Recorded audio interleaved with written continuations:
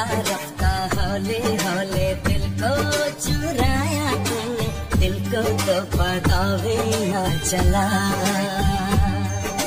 चोरी चोरी चुपके चुपके जादू जगाया तुमने, दिल को तो पता भी ना चला। कभी हाँ कभी ना हम करते रहे।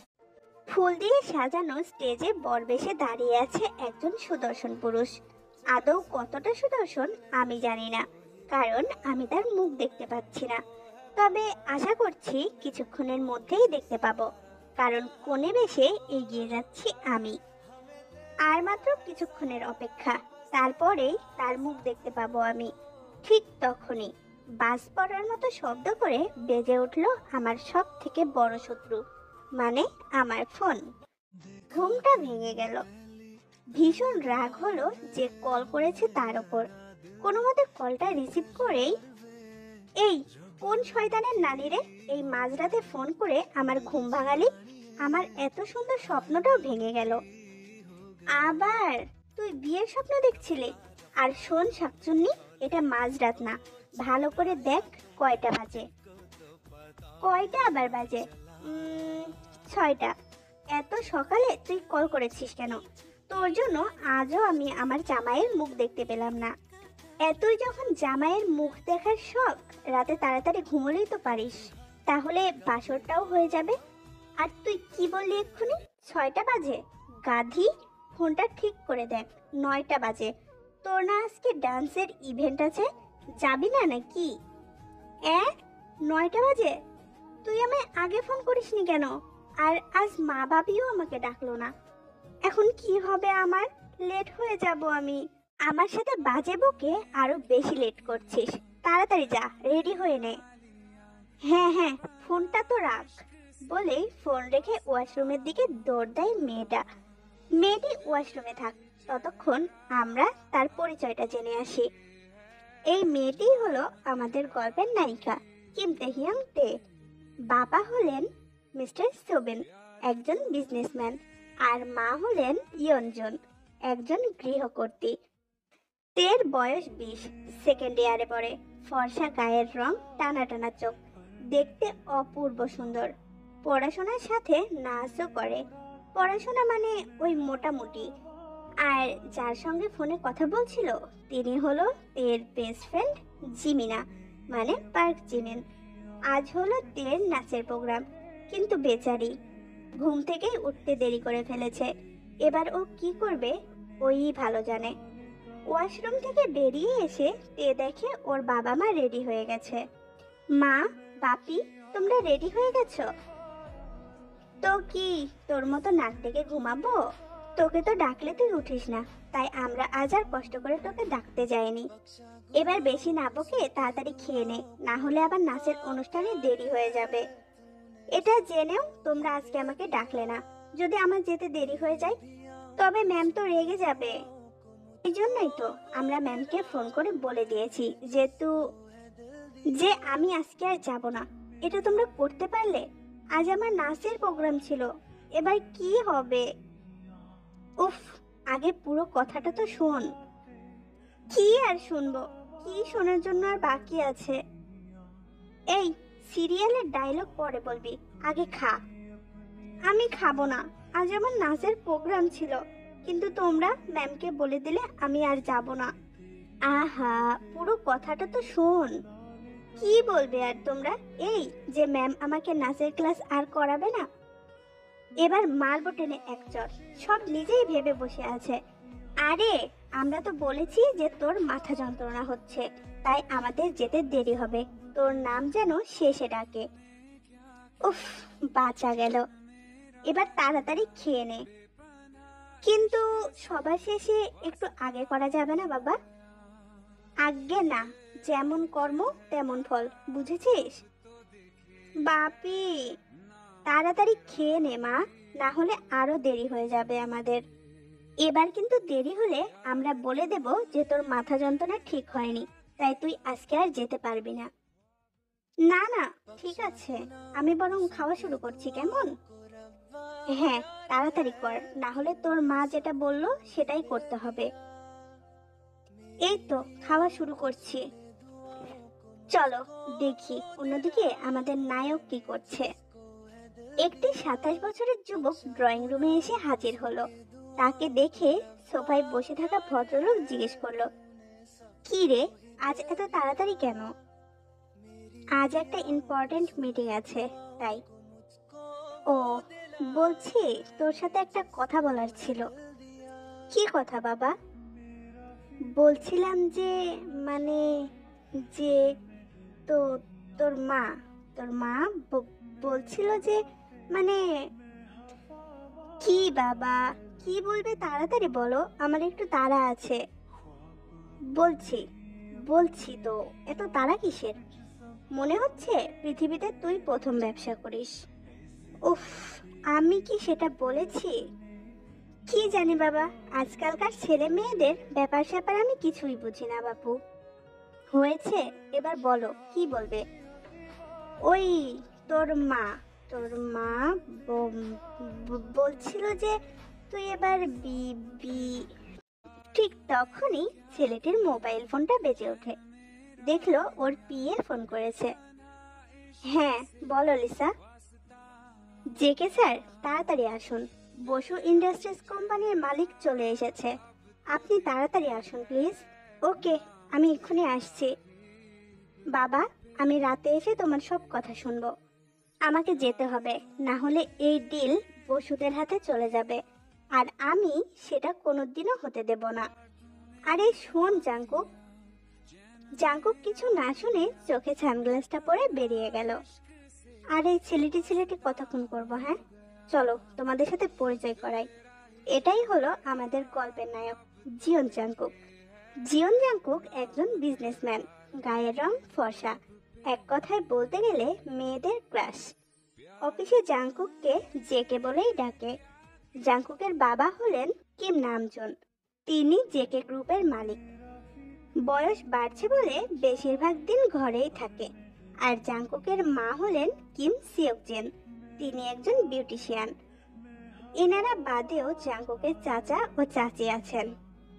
চাচা হলো লি জংসুক, তার আলাদা ব্যবসা আছে। আর চাচি হলো আইয়ু, তিনি একজন গৃহকর্ত্রী। জাঙ্কুকের একটা চাচাতো ভাই আছে, তার নাম সুগা, তাকেও দেখতে সুন্দর। সুগা এখন ফাইনাল ইয়ারে পড়ছে। বাড়ির সবাই আড়াল থেকে এতক্ষণ সব শুনছিল। জাঙ্কুক বেরিয়ে যেতেই সবাই বাইরে বেরিয়ে এলো। কি গো, একটা কাজ দিয়েছিলাম, সেটাও করতে পারলে না। আরে আমি কি করব, তোমার ওই ছেলেই তো চলে গেল, আমি কি করব বলো তো? সেই, আমরা কিন্তু সবই দেখতে পাচ্ছিলাম আর শুনতেও পাচ্ছিলাম ভাইজান। আরে আমি বলতে তো চেয়েছিলাম, কিন্তু ওই তো না শুনে। যেভাবে তুমি বলছিলে মনে হচ্ছিল তুমি প্যান্টে হিসু করে দিয়েছো, তার জন্য জাঙ্কুকের কাছে ভয়ে স্বীকার করতে পারছো না। সবাই হেসে ওঠে জিনের কথা শুনে। কি সব বলছো গিন্নি, সামনে কিন্তু সুগা আছে। তাতে কি হয়েছে, ছোট থেকে আমি বকা খেয়ে গেলাম, এবার না হয় তোমাকে বকা খেতে দেখি। Big dad. এই কি হচ্ছেটাই কি সুগা, আর এসব কি নামে ডাকিস আমাদের? ও বিগ মম, এসব হচ্ছে নিউ মডেলের ডাক, তোমরা ওইসব বুড়ো বয়সে বুঝবে না। সবাই একসাথে প্রায় চিৎকার করে ওঠে। বুড়ো কাকে বললি? আরে ওটা ছাড়ো, আগে বিগ ড্যাডকে জিজ্ঞেস করো চুপ বলতে পারলো না কেন। আরে আমি জিজ্ঞেস করতেই যাচ্ছিলাম, তখনই জাঙ্কুকের ফোন চলে এলো। তো আমি কি করব বল? সে আর বলতে হবে না তোমাকে, তখন তোতলাচ্ছিলে কেন? আসলে ওকে বিয়ের কথা বললেই এত রেগে যায় যে কি বলবো খুঁজে পাচ্ছিলাম না। আমি যা দেখছি তাতে মনে হচ্ছে ভাই আর কিছু বলতে পারবে না। তুমি বাবা হয়ে ছেলেকে ভয় পাচ্ছ? অতই যদি সোজা হতো তাহলে তোরা গিয়ে বল না, আমাকে এই নিয়ে এত টানাটানি করছিস কেন? এই একদম বেশি কথা বলবে না। আমি বলি কি, ব্রোকে কিছুই বলতে হবে না, ওর যখন ইচ্ছে হবে তখন ও বিয়ে করে নেবে। তুই চুপ কর হতচ্ছাড়া। আমি আবার কি করলাম? আমার কাছে একটা প্ল্যান আছে। তোর তো সব সিরিয়াল থেকে চুরি করা প্ল্যান রে। ওহ বিগ মম, একবার শোনো তো মমি কি বলছে। এই তোকে না কতবার বলেছি এইসব নামে আমাদের ডাকবি না। অসভ্য ছেলে। যেই ছেলেই হয় না কেন, আমি কিন্তু তোমাদেরই ছেলে। ঢং যত সব।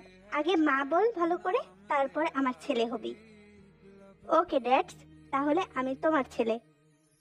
কে কার ছেলে পরে বিচার করা হবে, আগে আমার ছেলেকে বিয়ে দেওয়ার ব্যবস্থা কর।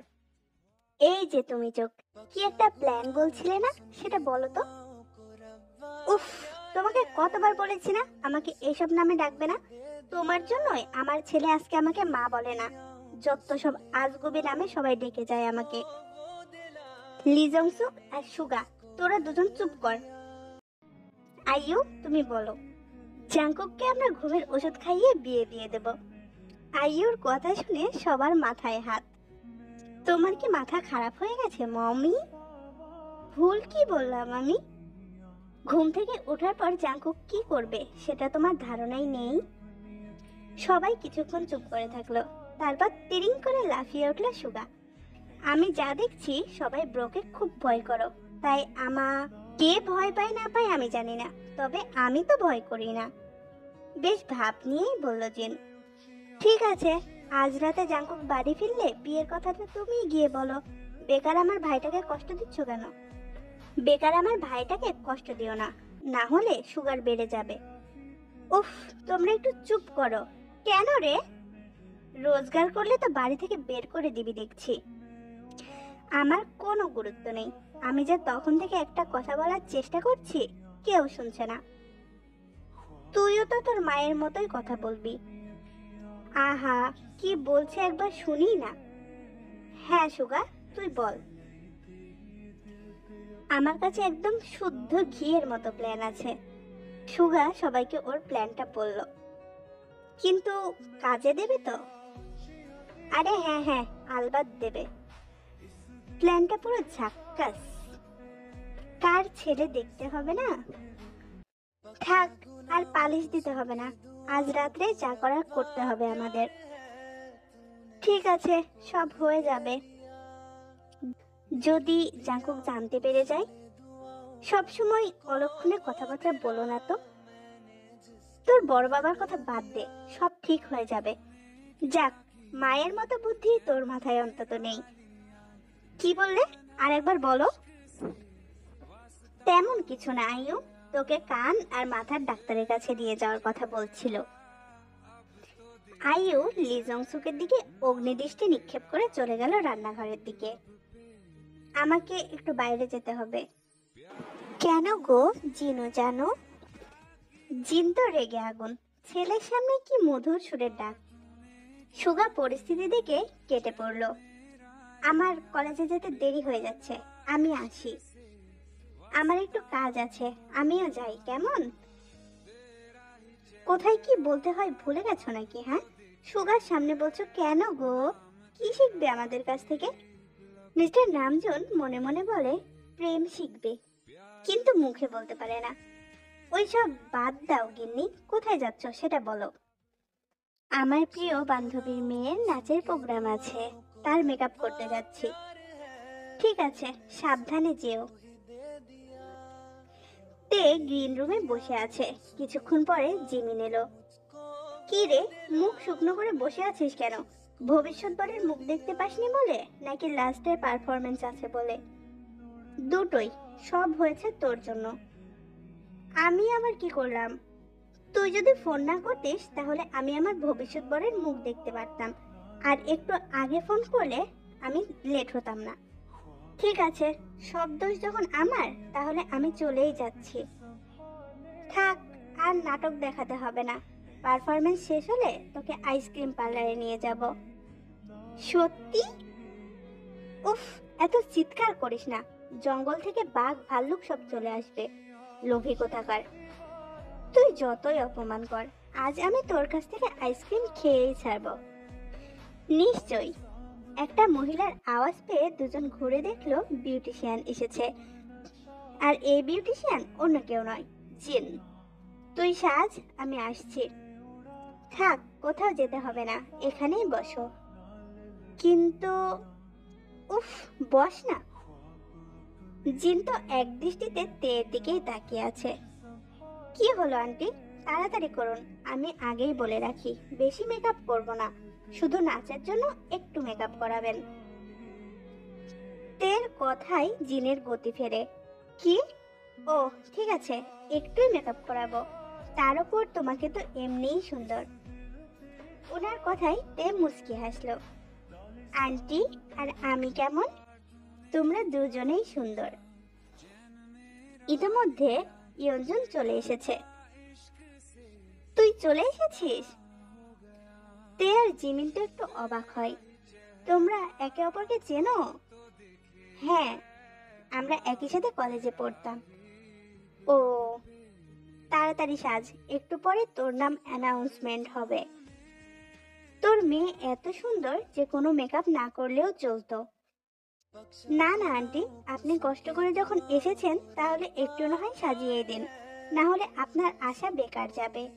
তের কথা শুনে জিন একেবারে মুগ্ধ হয়ে গেছে। তারপর তেকে একটু মেকআপ করালেন। তের নাম অ্যানাউন্স হলো। তে স্টেজের মাঝখানে গিয়ে দাঁড়ালো।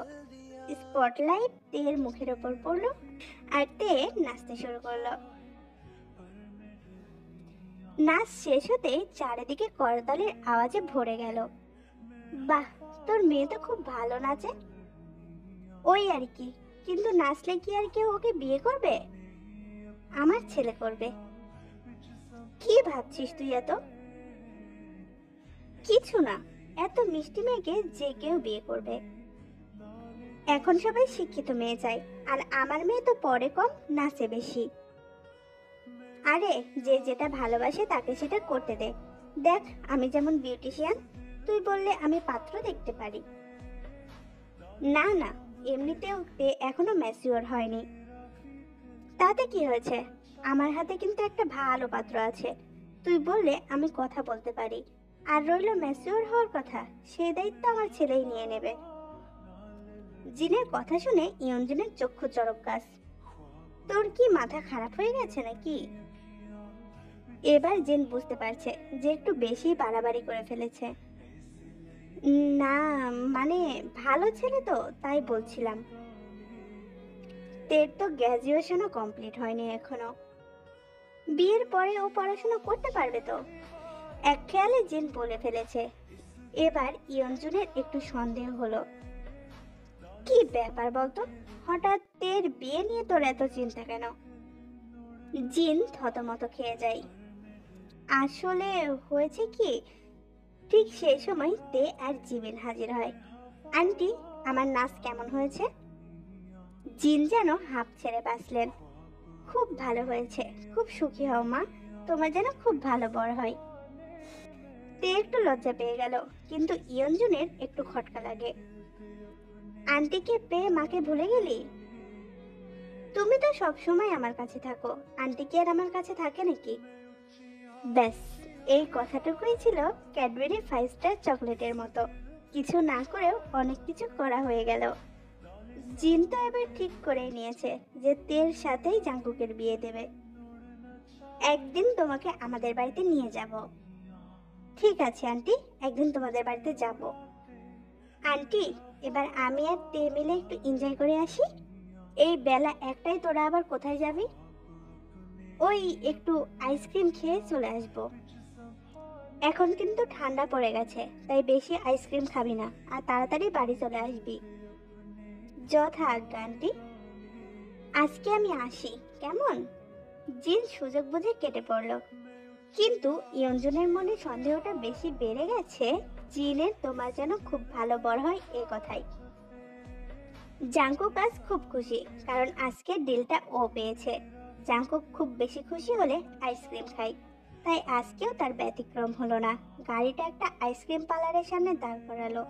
ঢ্যাং ঢ্যাং করতে করতে ভেতরে চলে গেল। এদিকে দুই মহারানীও একই আইসক্রিম পার্লারে পৌঁছেছে। তে তো আনন্দে লাফাতে লাফাতে ঢুকে যায়। ঠিক সেই সময় জাঙ্কুক আইসক্রিম নিয়ে আসছিল। তের সাথে জাঙ্কুকের ধাক্কা লেগে আইসক্রিমটা পড়ে যায়। এতে জাঙ্কুক বেশ রেগে যায়। তের দিকে কটমটিয়ে তাকাই।